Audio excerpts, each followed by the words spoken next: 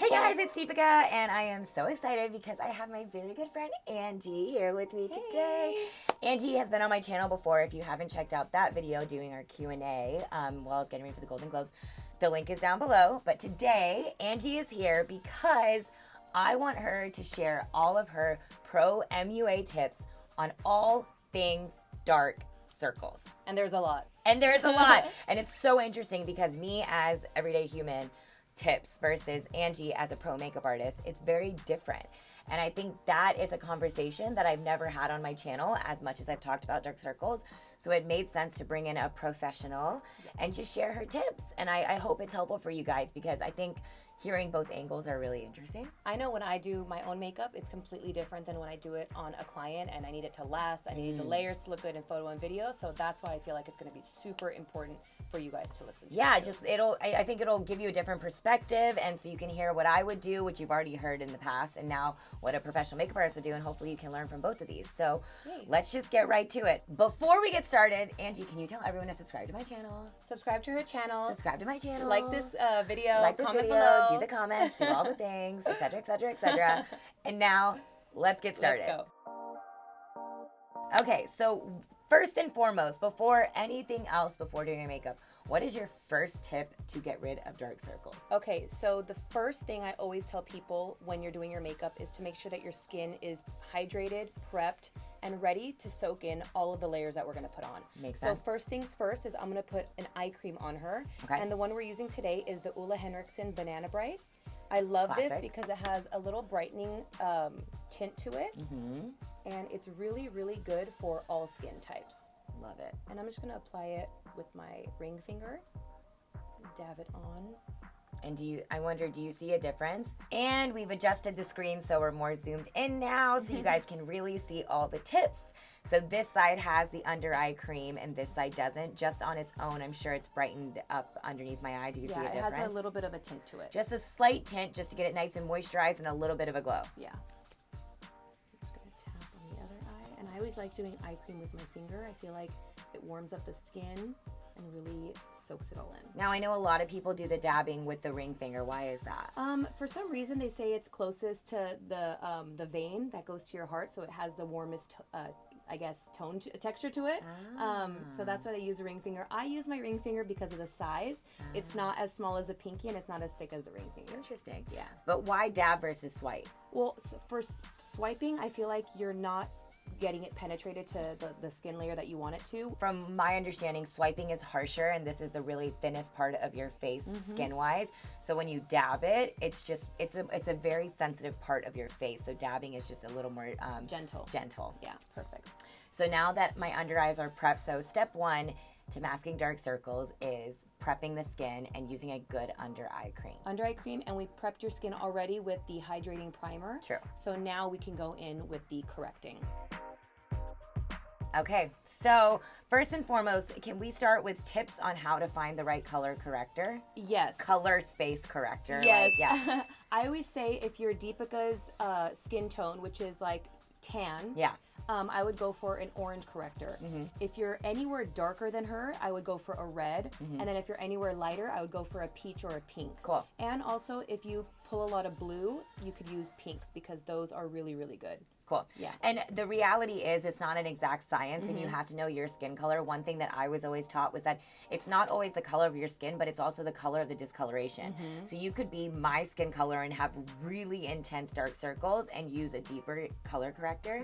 Right? Like I have friends who are lighter skin but have really dark discoloration, so they use the red because of the deepness of the discoloration. I have a client that has melasma all up and down her face, and she's 5 times lighter than you, but I have to use red, which is Origin. So I have to use Origin just to neutralize how dark the spot is. Okay. And then I have to go over and lighten it a few more times. Got it. Okay. Yeah, it just depends on the pigment. It just depends. And like for me, when I do it on myself, I use the red versus the orange. And I think like there's no rule. Like it really just comes down to like playing with it and trying and see what works for you. But I think a good baseline is thinking my skin color, you could use orange, but depending on the darkness. Like some days I wake up up and I use orange. It's darker, yeah, and then you could use Sometimes I use red. Exactly. And then I blend, and also that whole thing blending out, if you use the red, it's going to look like a light orange. That's me. It's like I'll use a little bit and blend it out and it looks like a light orange. Exactly. I use Rise, and I focus it, look up, all in this little slope right here. Okay. So I like to go in layers. Yes. I was going to put on too much at once. Yes. The whole key to color correcting is light layers and giving it time to sink in. So that's one thing that an MUA and a me person would say is like, less is more in this regard. Like, I feel like on the gram, everyone has made it seem like you're supposed to, including me in my viral video, chunking red underneath your eye or orange color corrector. The whole point is that correctors, if used correctly, tell me if I'm wrong, should make it so you wear less foundation and less concealer. Yeah, I always say if you can color correct the right way, you don't need that much concealer and foundation. You have a little bit of darkness right here in the corners too, so I'm just going to dab a little bit there. So I'm just going to let that sit, and I'm going to take a tiny little beauty blender. Okay. And I like this size for correcting because you're not going to use the rest of the sponge, which normally we would use if we had a bigger one. So I'm just going to use this to correct. And just dab it in like we talked about before. Do not swipe, just dab it into the skin. And you can see the difference of when it's blended and unblended. By the way, if you're wondering, we are officially in our Live Tinted HQ studio. Woo woo! We have a studio. We're growing up. It's pretty crazy. And so that's why like the setup is different. We have like a backdrop. It's like a real human being situation. Grown up. All grown up. All glowed up. It's so exciting. We're filming ad units right now for Facebook and Instagram for the Huesticks. And I was like, Angie, while we're doing that, like, come on over and share some tips, you know? Like she legit came to do a before and after with the Huestick for an ad unit. And I was like, no, I want you to teach people. I think it's really interesting to see how a makeup artist versus a normal human would do this. So I hope you guys... A normal talented human that can cover her dark circles very well. With a red lipstick that has all the bad ingredients, which started my entire career. But and look at you now. Look at me now, making one that is safe for under the eyes. Yeah. Exactly. So what would you, I was going to say, so the whole thing with discoloration, it doesn't happen just under your eyes. No, you have it all over. Yeah. I know I used to have it around my mustache area. Yeah, yep, I got that. Ethnic girls normally pull a lot in that area. It's just a natural dark spot area. So I'm just going to apply a little bit. Angie Prapatina. Yes, girl. And I'm actually going to take this a little further down. Just because I feel like I do that too. We could feather it when I blend it out. By the way, while we were developing the Huesticks, Angie was one of the people that we sent the product to and got her feedback. What is it that you love about this product? Honestly, I love the texture and that it blends out without moving, caking, or getting oily. It's such a perfect texture for a corrector because sometimes I have correctors that are too glowy or too tacky. Yes. And I love that it's in a stick form because you could add as much as you want little by little. Yeah. Man, it took forever to get it to be a formula. Remember that? It was like forever. Years ago. I mean, it took years to develop this, and it was like literally trying to make it so it was a formula that worked as an incredible corrector, but then could work as a multi-stick. Because that was the whole thing. And they do. They really live up to the hype. Because correctors are a very specific formula in the market right now. So to try to innovate that to make it so it can work as a multi-stick was really, really tough. Ooh, tell me what you're going to do. Now I'm going in with Perk. And since this area right here and right here are not as dark as her dark circles, I'm going to lighten it with a lighter shade. And I'm going to drag this down. And look up. And this area right here that slopes a little bit, it'll catch shadows when she smiles. Naturally, our cheeks go up when they smile. So that's why I like to correct it with a lighter shade. Interesting. See, that's a tip I would never have done. That's really cool. And also you have a little vein here, and it's blue tone, so that's why you want the peach. I think, and I've said this before, but the best way to describe this is looking at a color wheel. Like if you stare at a color wheel, you'll see what colors cancel each other out. So if I have blue under my eyes, like, you know, you just look at it. Greens get canceled out by reds. I think it's blues get canceled out by oranges. And it's just like, you just got to know and you play with it. Yeah, it's a lot of trial and error. Trial and error. This is what we're here for. Exactly. I'm also going to use a different part of the sponge, the one that doesn't have the orange color on it. And I'm just going to pack it in Once again, no swiping, just dabbing. And her skin has been hydrated so well that it's just drinking up all of the product. And that's why she always looks so flawless, even though she has layers and layers of makeup on. It's all about skincare first, huh? Of course. Yeah. Okay, now we're gonna go in with the concealer. Okay. So I like to do this part, the first concealer, because we're gonna be using two concealers. We're gonna be using a neutralizer, and then we're gonna be using a brightener. Okay. So the first neutralizer is this LC Tan, and I like to buff it out on my hand. And the reason I use a color that's closest to her natural skin tone is because it's going to neutralize all of the corrector. So interesting, because me as like a normal girl, I just go in with a foundation and then I just brighten after that. Yeah, you could do that too. It's just interesting. Like the thing is, you have to remember, makeup artists are perfectionists. Yeah, exactly. So she's like, first I got to do this concealer, and then the third concealer, and the fourth concealer. And so we're gonna do your foundation after the first concealer, and then we're gonna brighten. Yeah, as one does. So this layer is gonna be thin, and I'm gonna switch to a slightly bigger sponge, and this is also Beauty Blender. It's called the blusher. Okay, Angie, I'm gonna ask you a real question. You need to be honest about this. Would just the concealer have worked? Be honest. And because at least from my perspective, like, it's not that it wouldn't have worked, but the evenness wouldn't have been there, and you would have had to put a lot more concealer on. You would have had to use more concealer, and you're still always going to see that color underneath, whether it's in photo or whether it's in video. The reason for color correcting is because it completely cancels it out, and that's what you want, especially when you're doing like red carpet or photography. So you could see this is one layer of concealer, and we're gonna go in on the other side. And with my brush, my foundation brush, I'm tapping. Again, no swiping, because then you're gonna remove the layers of corrector that we did. I think that's a great tip for everyone at home who's like, well, how do I not just make it look like a big red mess situation? I've gotten that from clients. They're like, how come when I correct, I could still see the orange? It's normally because you're either using the same sponge for everything or you're swiping. That's a great tip. Yeah. Now I'm gonna go in and cover the corrector that's around her mouth.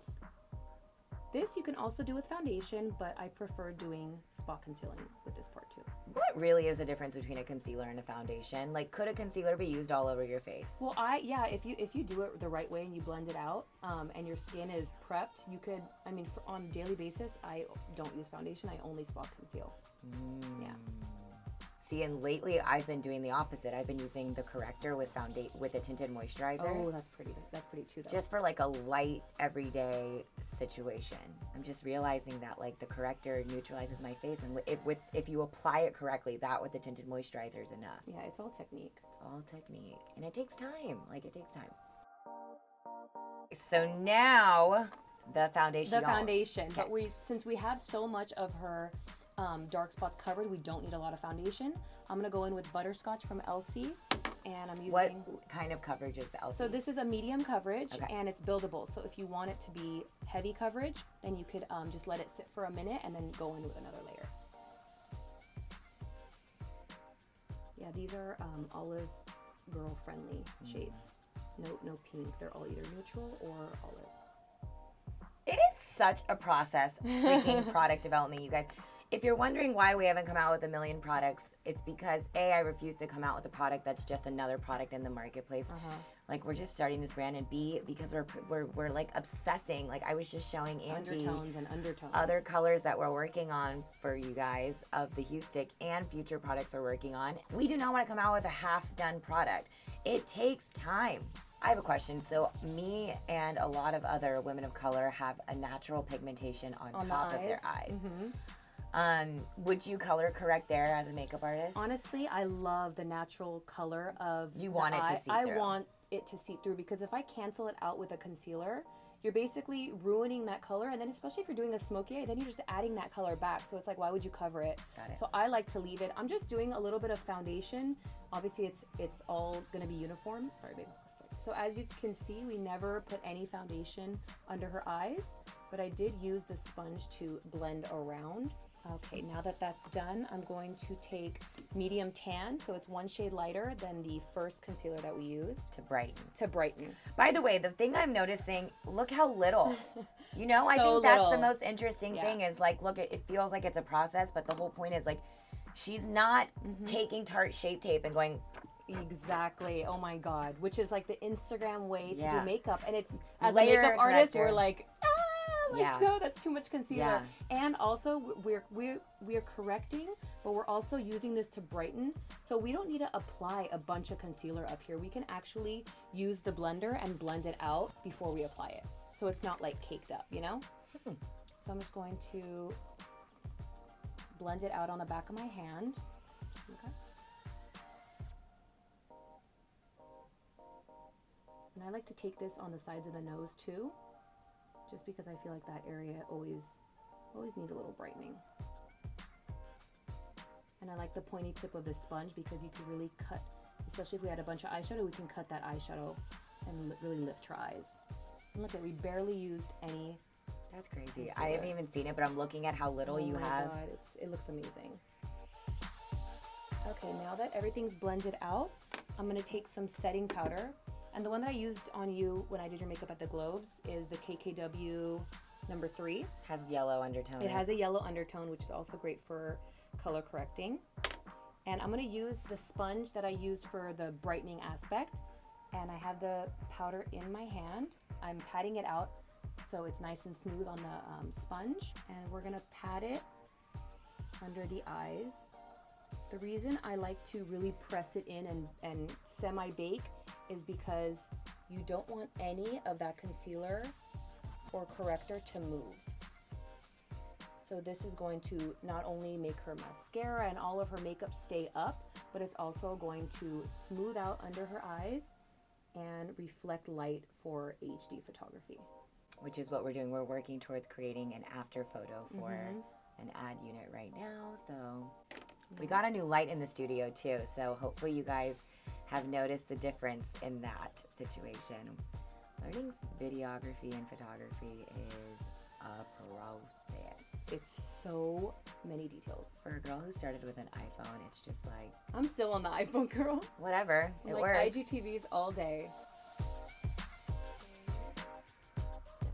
Okay, so this is the finalized look. All you did after the setting was what? You put some bronzer on me? A little bronzer, and we A shade we're working on, you Yes. guys, which it seems to be everyone's really excited about. By the way, this whole thing is like us trial and error and figuring it out through you guys. So she just used a little bit of a Huestick multi-stick color we're working on that is on my that I'm taking home with me. that you that makes me so happy. A little bit on my lip, cheek, and eye. So that's really it. And that was what we did to Finish use off the the look? Huestick and mask dark circles and dark hyperpigmentation in general. Yes. If you want to see more video collaborations with us, want to learn more tips from a makeup artist, let us know down below what you want to see, and we'll see you next time. Bye, guys. Subscribe to my channel. Thanks. Bye, guys.